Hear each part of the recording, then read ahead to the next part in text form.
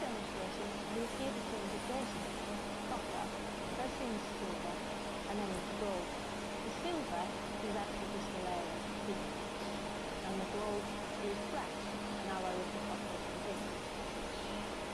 First thing you need to do is clean off the copper coin. We use some wire ropes to the copper coin. Be careful when you use wire ropes, the small pieces can break off and get into the skin. You might prefer to wear a pair of gloves that is different mild surface.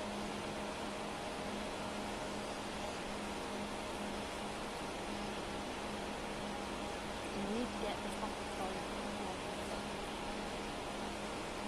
Next step is to make a solution of sodium zinc paste.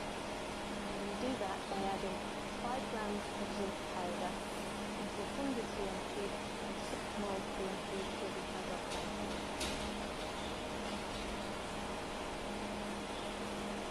Then you heat the solution to boiling.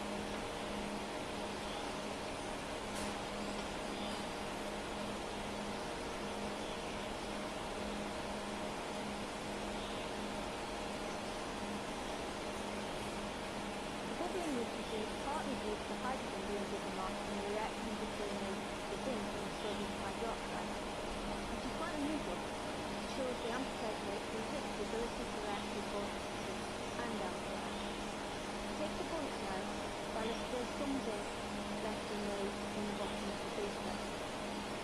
That's important because the floating stage of the process is actually an electrochemical reaction, and the copper needs to be in direct contact with the zinc in the bottom of the booster. Pop the coin into the solution so it's in contact with the zinc coin. After a few minutes, the copper coin will be coated in a silvery grey layer with the zinc.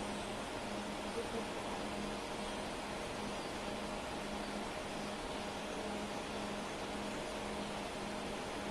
Next step is to rinse the knot with cold water. Just close the coin down and get rid of the sodium zinc, which is important for the next stage.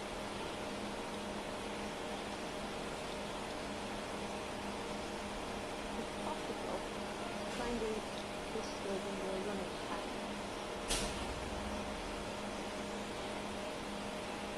And then just dab the coin. And we make sure that we take up a lump of zinc stuck through. You can see that we've changed our copper coin into silver.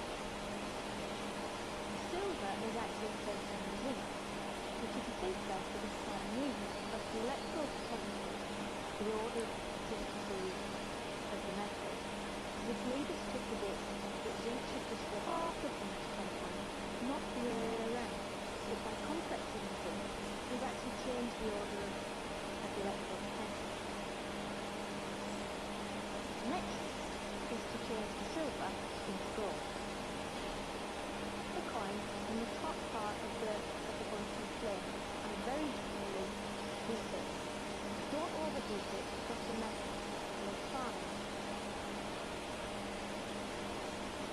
And you can see before your eyes the silver changing into gold.